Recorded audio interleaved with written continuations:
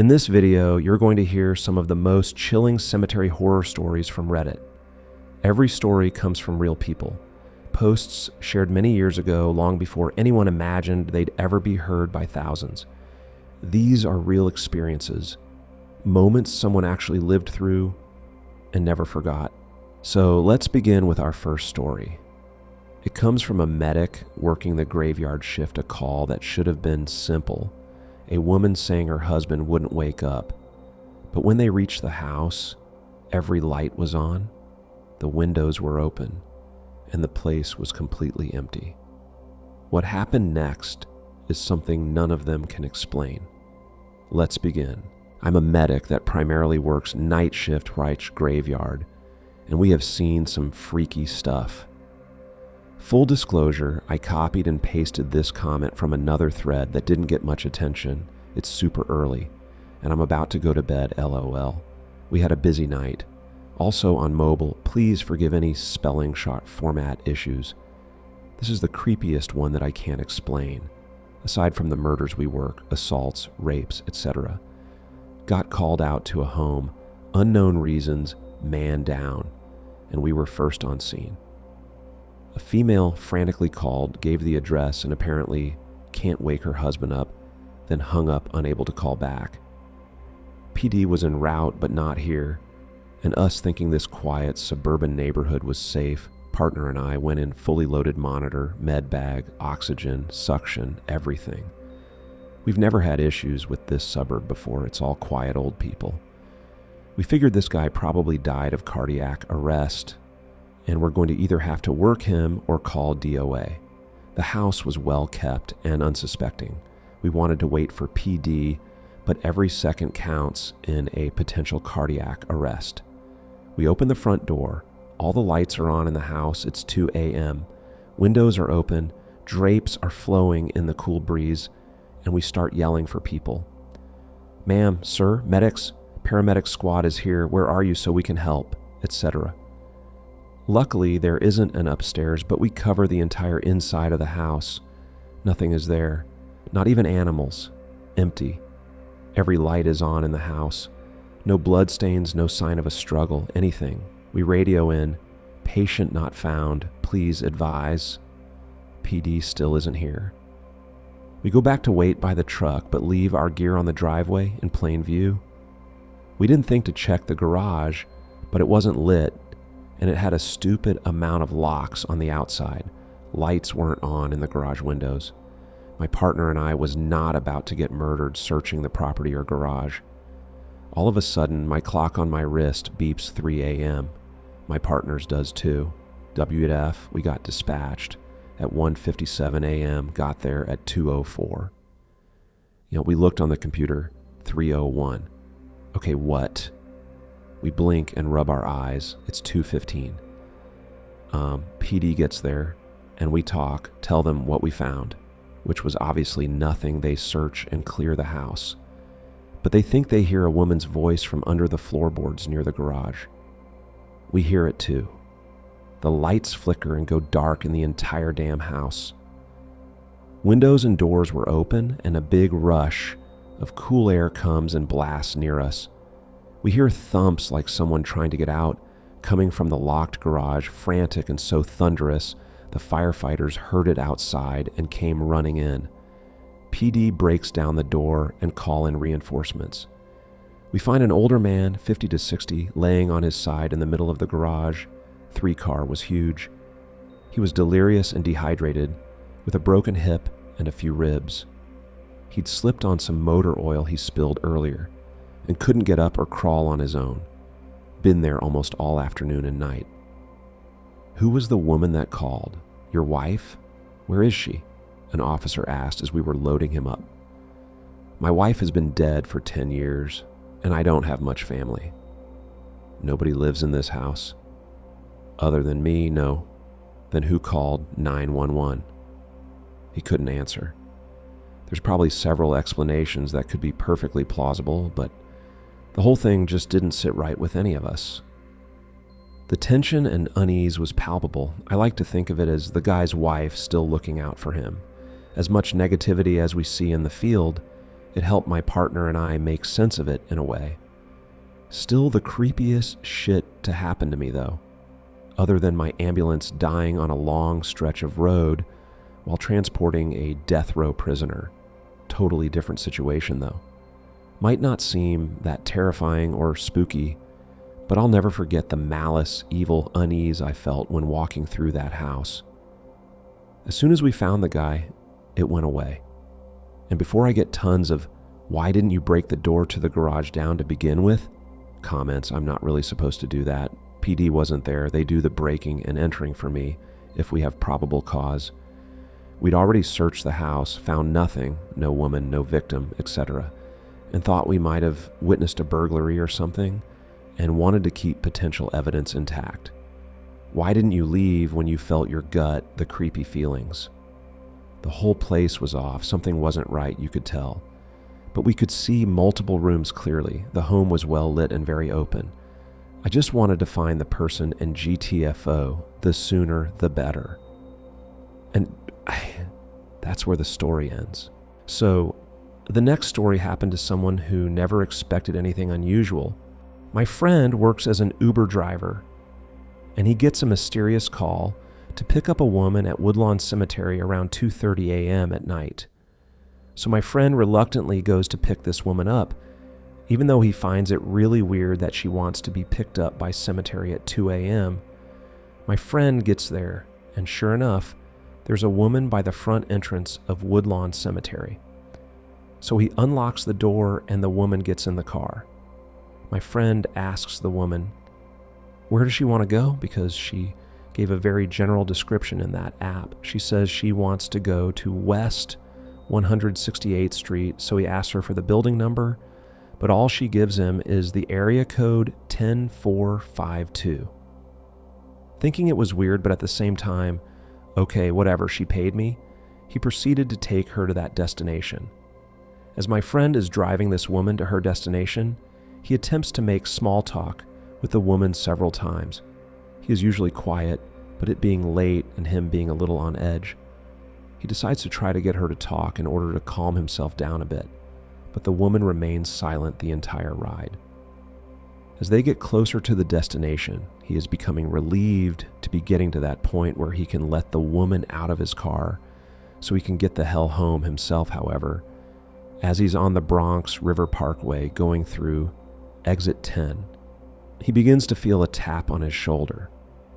The woman finally speaks and says, "Here's your tip." He sees a $100 bill and two $20 bills in the woman's hand, but he declines to take it because it's a rather large sum of money, and he finds it to be too much for what was already the strangest ride he's ever had.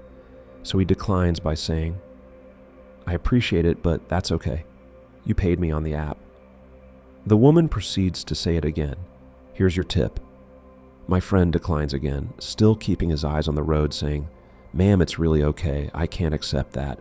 But rather than recoiling her hand, the woman says a third time, "Here's your tip," only her voice was completely different this time. It sounded raspy, like she had something in her throat.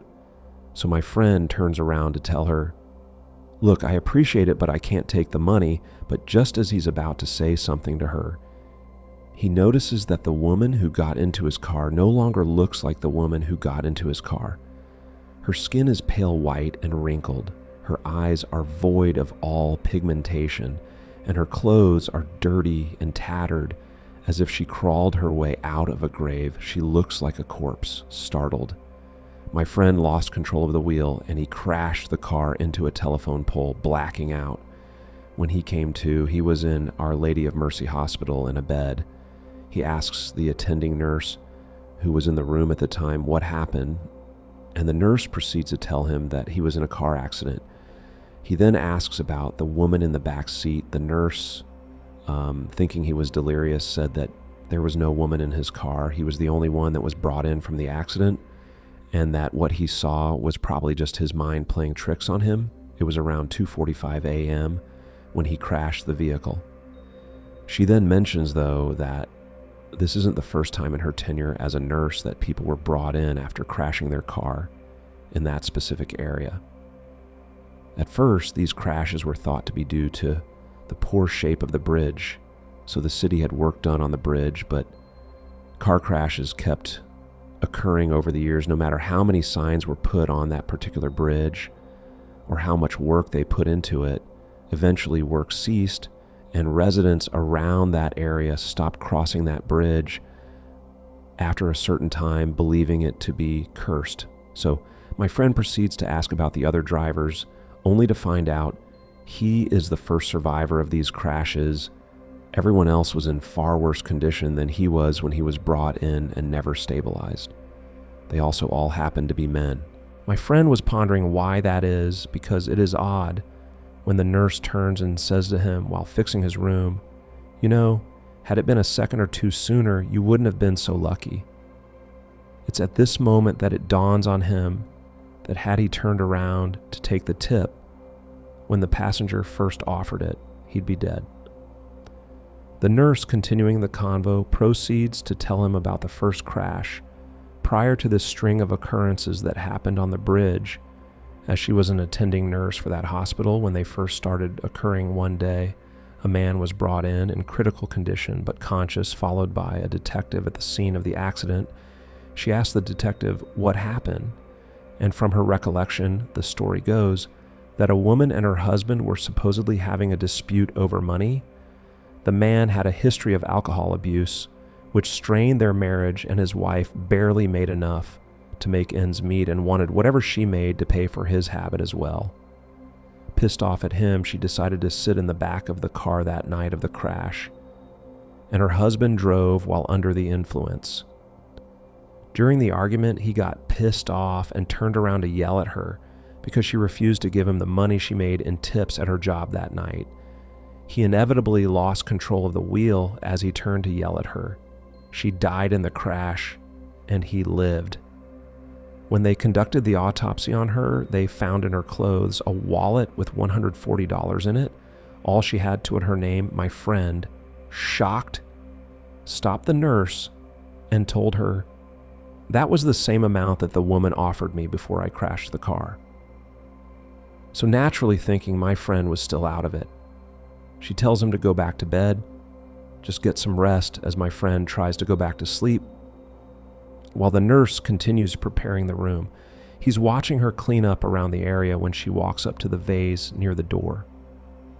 She notices something under the vase. She picks the vase up, and at that moment she lets out this blood-curdling scream, and she runs out of his room. At this point, my friend is startled. He gets up and unplugs the monitor that shows his vitals, walks to where she dropped the vase, walks around the broken glass, and picks up what was under that vase. It was a card with $140 inside.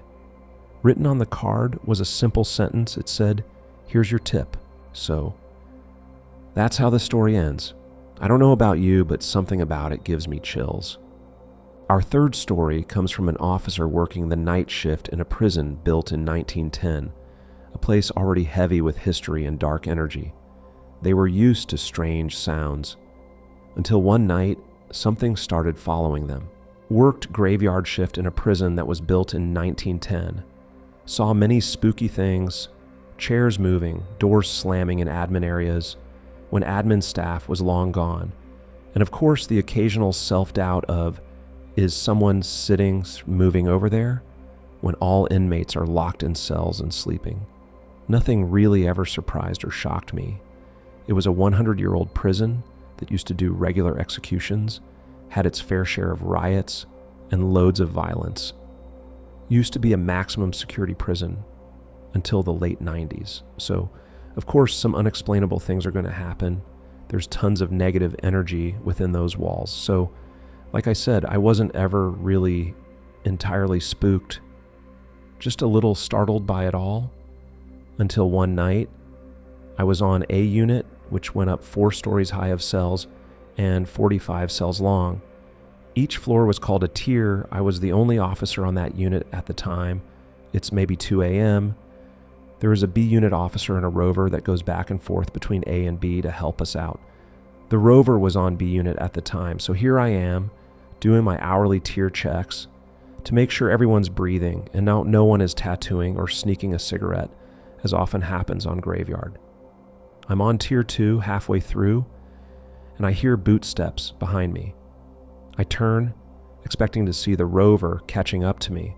However, I see nothing and the steps stopped, so I keep going along, doing my checks, and I hear them again 5 to 10 feet behind me, going at my pace. I turn, see nothing. I shrug it off as a possible echo of my boots. I continue my checks. On tier 3 now, boots still stepping strong behind me. Now I'm a history buff. I know that rubber-soled shoes weren't invented until around the 1890s, and even still not commonly used, especially in professional dress shoes, until well into the 1960s and 70s.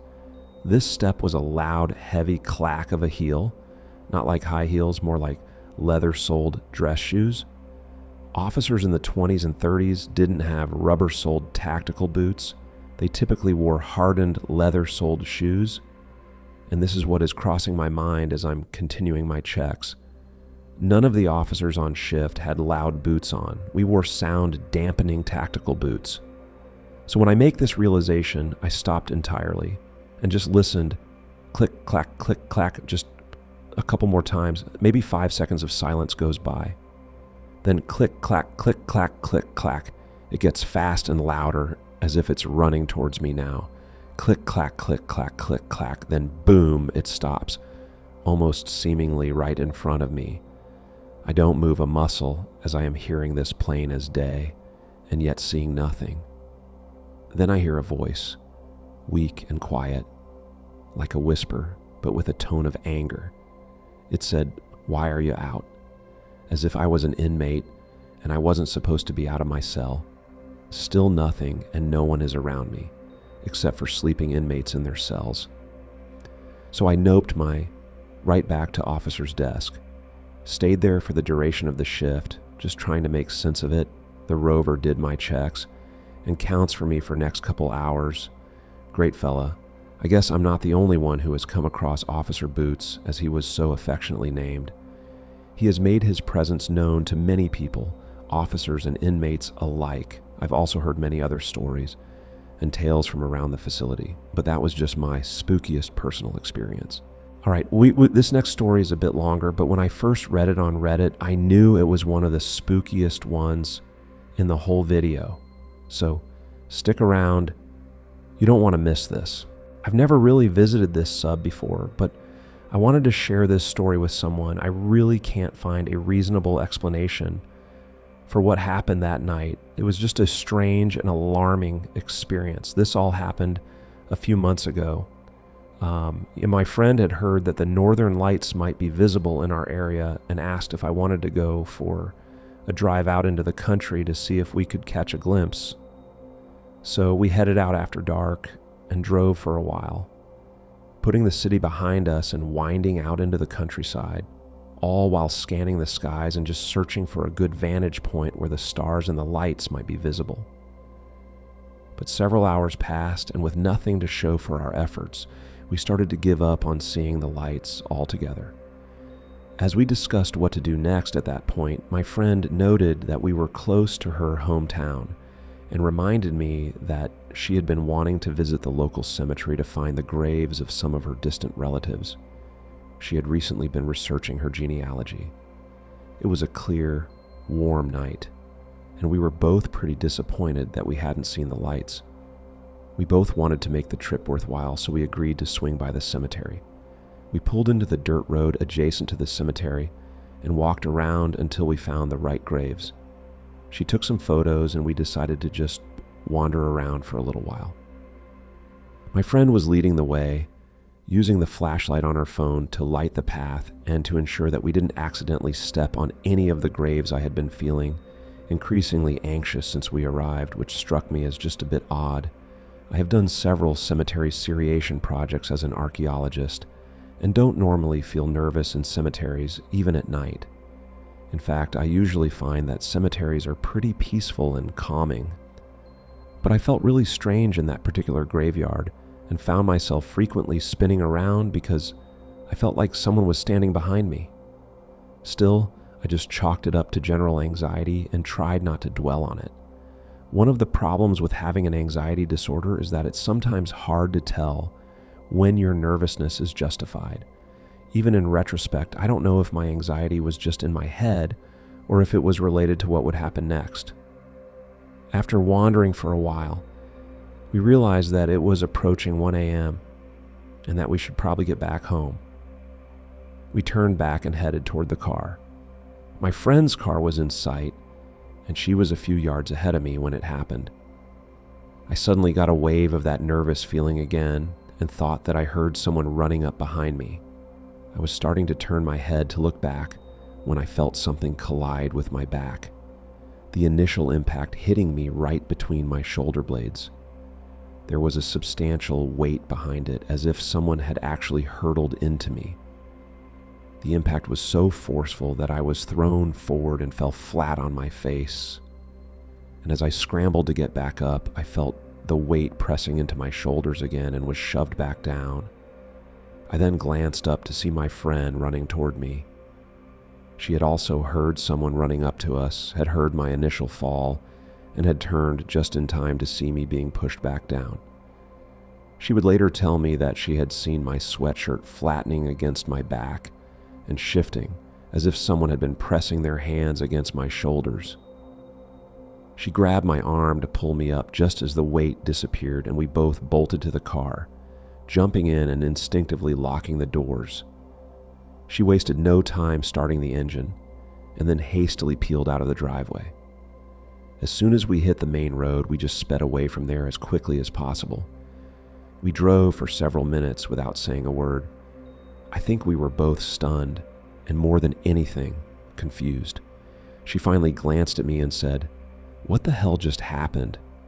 I didn't quite know how to answer that. I told her that someone had shoved me to the ground, and she said, "I know, I saw, but what was that? There was nothing there." We tried to come up with a rational explanation, but none of them made any sense. Had someone ambushed me and then bolted? Definitely not. We would have seen them. Had I tripped? No, I had definitely felt something pushing me, and my friend had seen me being shoved back down. Had it been the wind? Not possible. There hadn't been so much as a breeze that night, and if there had been some freak gust of wind, it would have hit my friend too. Perhaps an animal had attacked me, but that didn't seem possible either. There were no local animals large enough, strong enough, and stealthy enough to topple a full-grown human without being seen. I had been in full view of my friend, illuminated by her flashlight during the second fall, and the weight had remained at my shoulders even as she was coming right up to me. She should have been able to see whatever had been pushing me. If nothing else, an animal would have cast visible shadows beneath the glare of her flashlight. But there was nothing, we just couldn't explain it. Whatever had pushed me, twice, it hadn't been visible to us. As the adrenaline faded, I noticed something else. My back hurt right between my shoulder blades, right where I had felt the impact. I could feel a sort of stinging, prickly sensation. It felt like my back, despite being covered by my sweatshirt, had somehow been brushed with stinging nettles. I mentioned this to my friend, and she insisted on pulling over to the side of the road to look at my back. She switched the hood light on in the car and pulled the collar of my hoodie down to look. I heard her mutter. She took a photo of my back and showed it to me. The skin between my shoulder blades was reddened, and several little blisters had started to appear. In the days that followed, the blisters would later swell up and pop. It was as if I had somehow gotten a sunburn or a bad chemical burn. There weren't any scratches or cuts. There were no open wounds, no blood. It was a relatively subtle mark, but it was still clearly there.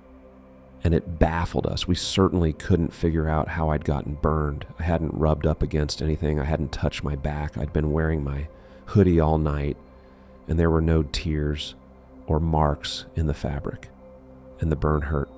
It continued to sting for several days. I couldn't sleep that night. My back hurt, and every time I started to drift off, I'd suddenly begin to fear that someone was standing over my shoulder and I would startle awake. I couldn't really understand what had happened at the cemetery, but it truly rattled me. I don't exactly know where I stand on the issue of paranormal phenomena, to be honest. As an anthropologist, I'm trained to keep an open mind, but I still have to rely on a deeply academic and often empirical perspective. Still, I know that something truly bizarre and frightening happened that night, and my inability to explain it, to account for every strange little detail, has been deeply disturbing. It's also been especially difficult to grapple with this because I already have PTSD from a previous assault, and there is something profoundly unsettling about the fact that in this instance, there is nothing I could have done to defend myself, and with no clear explanation for it, there is no way for me to prevent something like this from happening again. I cannot cope with a fear that I cannot even begin to understand. It's also begun to affect my dreams. I've had several odd nightmares since the incident in the cemetery. Dreams that are oddly similar to the nightmares that I had had for years. When I was growing up, I don't know where they came from. But for as long as I can remember, I've had dreams in which a creature is attempting to lure me in one way or another. And in the dreams, I usually understand this creature to be a devil or a demon. Simply put, sometimes evil. Something dangerous and, like the entity in the graveyard, difficult to understand. These dreams have become suddenly relevant again, as I seem to have them nearly every time I fall asleep these days. I know that, likely due to trauma, hopefully not due to anything more sinister. These dreams and the experience in the graveyard are somehow linked.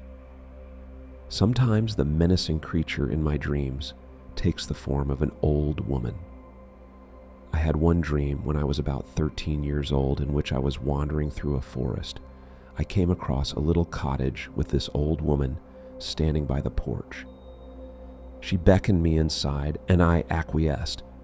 We spent some time casually talking and baking cookies, but I felt uneasy around her and got the sense that she wanted something from me. We stayed only in the kitchen throughout the dream, but I can recall glancing at the doorways to other rooms and seeing nothing but shadowy edges.